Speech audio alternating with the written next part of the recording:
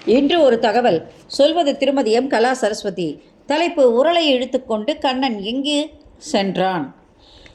யசோதை உள்ளே சென்ற பின்பு கண்ணன் புன்னகையோடு சுற்றும் முற்றும் பார்க்கிறான். அவன் கண்ணெதிரில் 2 மருத மரங்கள் தெரிகின்றது. பகவான் விஷ்ணு நிறைவேற்ற வேண்டியதை முடிக்கும் தருணம் இதுவே என நினைக்கின்றான். குபேரனுக்கு 2 மகன்கள். ஒருவன் நலகுமாரன், மற்றவன் மணிகிரீவன். இருவரும் நாரதரின் சாபத்தினால் மருத மரமாயினர். ஒரு முறை கைலாயத்தில் குபேரனின் 2 மகன்களும் மதுவினை அருந்தி கந்தர்வ பெண்களோடு ஆடிப்பாடி மகிழ்ந்தனர். அச்சமயம் நாரதர் அவ்வழியே வந்தார். இதைக் கண்டு சினம் கொண்ட நாரதர் அவர்களை மருத மரமாக்கினார்.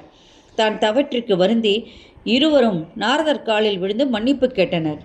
நாரதர் மனமிறங்கி 100 தேவ வருடங்கள் முடிந்த பின்பு மகாவிஷ்ணுவின் கிருஷ்ணர் அவதாரத்தில் பகவான் கிருஷ்ணனின் கருணையினால் உங்களுக்கு சாப விமோச்சனம் ஏற்படும் என்று கூறி மறைந்தார். ஆக இருவரும் அந்நாளுக்காக காத்திருந்தனர். 100 தேவ வருடங்களும் ஓடின. உருளை இழுத்துக்கொண்டு கிருஷ்ணன் மருத மரங்களை நோக்கி தவழத் தொடங்கினான். குட்டி கண்ணனின் பஞ்சு போன்ற பிஞ்சு பாதங்கள் தேய்ந்தன. கால் முட்டியும் தேய்ந்தது.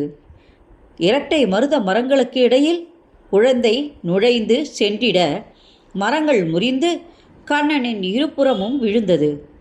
குபேரனின் மகன்கள் சாப விமோச்சனம் பெற்றனர். கூப்பிய கரங்களோடு பகவானை வணங்கினர். பகவான் ஆசை பெற்று வடக்கு நோக்கி சென்றனர். மரம் முறிந்த ஓசை கேட்டு நந்தகோபனும் ஆயர்பாடி மக்களும் ஓடி வந்தனர்.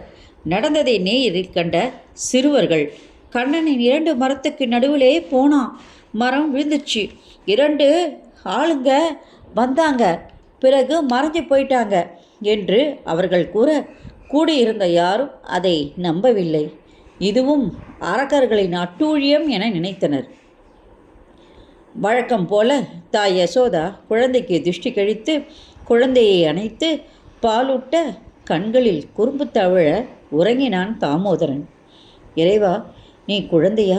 இல்லை இல்லை, ஆயர்பாடியை காக்க வந்த இரட்சகன் நீ. நீலவர்ணம் பீத வஸ்திரம் திவ்ய ஸ்ரீ வஷ பூஷிதம் கோவிந்தம் கோகுலானந்தம் பிரம்மாத்திய ரவி பூஜிதம். நன்றி, வணக்கம். இந்த ஆடியோ வீடியோ உங்களுக்கு பிடிச்சதுன்னு லைக் பண்ணுங்கள், ஷேர் பண்ணுங்கள். குளத்தூர் பாபா டெம்பிள் சேனலுக்கு நீங்கள் சப்ஸ்கிரைப் பண்ணுங்கள்.